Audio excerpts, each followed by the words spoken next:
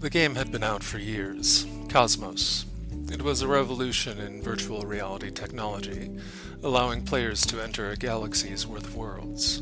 Powered by a quantum computer, Cosmos was fleshed out with dynamic populations of AI-run non-player characters, NPC for short. Cole Luna had been with the game since it first launched.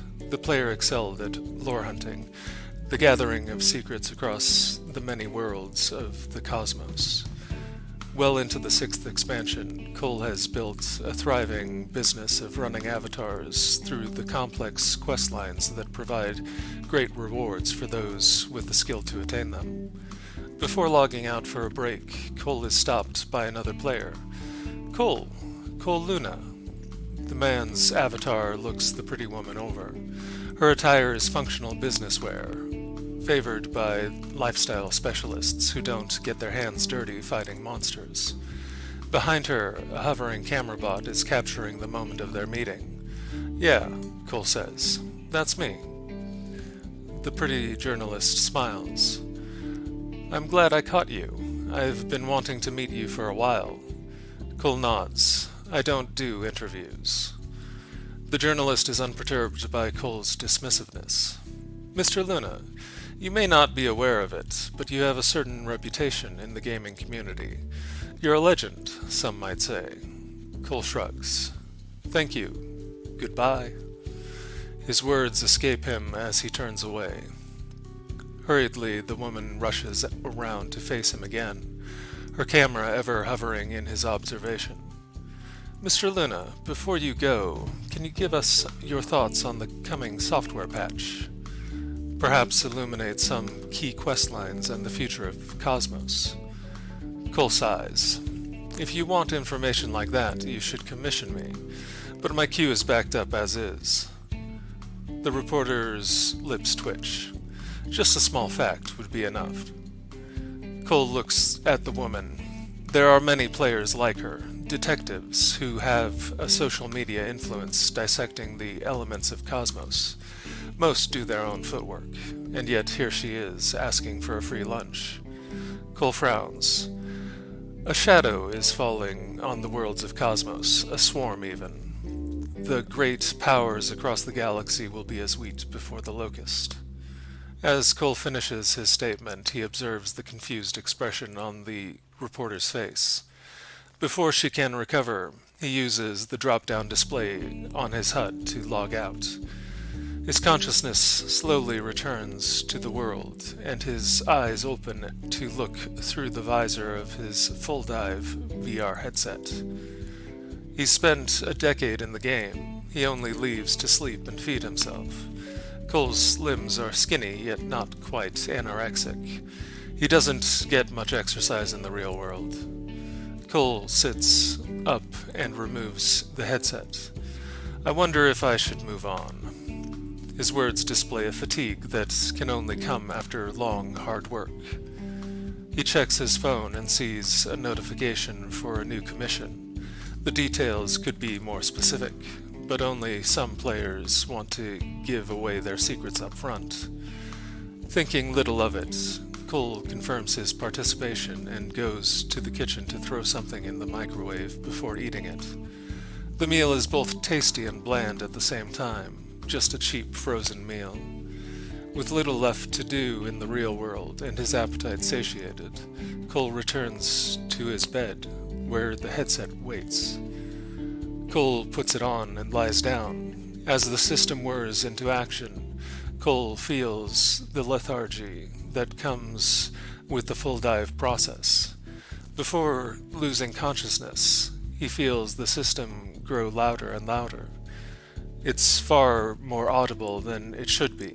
An alarm flares in his dying consciousness before a current of electricity courses through his body, causing it to spasm wildly. He'd throw away the defective headset if he could move his limbs, but his mind is lost for a moment. Cole awakens in a dark environment. His body rests in a sturdy black chair. His arms and legs are restrained. His mind tries to understand what's happened. He fears that something went wrong with his login, but his mind collects itself. He's not dead, but what is this place? The character he would play was in the middle of a faction city. None of the characters he played should be trapped in a chair like the one he sits in. With the thought, he conjures the system's heads-up display. Character data is listed or overlaid upon his field of vision. Character name, Cole Luna. Class, undefined. Legacy experience, 0. Evolution rating, G. The last item, the evolution rating, causes his brow to twitch. Even the weakest players are at least rated as E. He's never heard of such a weak player. Shrugging internally, Cole uses the menu to access the logout option. The words logout are gray and unselectable. After looking at the grayed out words, a certain sense of panic stirs in the man's heart. The fact that he's restrained is suddenly terrifying. His mind races as he looks around as much as he's able. Just beyond his vision, a pair of eyes shine in the darkness. Cole shudders involuntarily. The eyes draw closer, and the white of a woman's skin catches in the dark. A beautiful woman with raven black hair walks up to the imprisoned man. Her dress is pristine red. Her eyes are a deep amber, a golden predatory color. Her face is beautiful, but a deep scowl masks its beauty. The woman stands before Cole, looking at him with contempt. Is this what could be called success? She asks the air. Cole feels his body shiver under the fearsome woman. It's not a feeling that touches his soul, rather it's a physical response to someone with a much higher evolution rating. It's difficult to say, but Cole assumes her rating to be D or even C. For a G rank like him, it's like being a toddler in front of a hungry lion, and bound as he is, his chances of survival would be even lower. Despite his quivering body, Cole's eyes meet the intimidating woman's. Her eyes narrow as she meets the rebellious look. Her hand is a blur as it slaps across his face. Blood flows from his nose as the woman grips his jaw with her deceptively slender fingers. "Should we go again?" she asks with venom. Cole needs to find out what she's referring to, but he knew whatever it wasn't something he wanted to experience. His eyes lower, and he tries to shake his head. A satisfied smirk curves her lips upward. The woman wipes his blood off her hand with his shirt. "Take him back to his room." As she speaks the words, a pair of ugly men move out of the darkness and release Cole from his restraints. As he stands, he falls to his feet.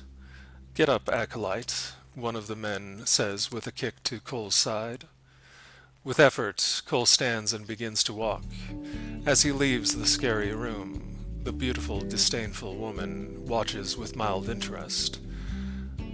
Beyond the room are stone hallways with many other rooms. The further away Cole is led, the more bizarre the sounds from barred-up rooms become. Finally, Cole is pushed into a bleak stone room. Not even a window graces the dark tomb. As he's locked in, Cole panics once again. No matter how he tries to exit the game, he can't. Thinking over his situation, he returns to scanning the menu options. Fortunately for him, the forum function is available through the system. Cole opens a forum thread for bugs and other maintenance issues players may need help with. Immediately, Cole types out a ticket for the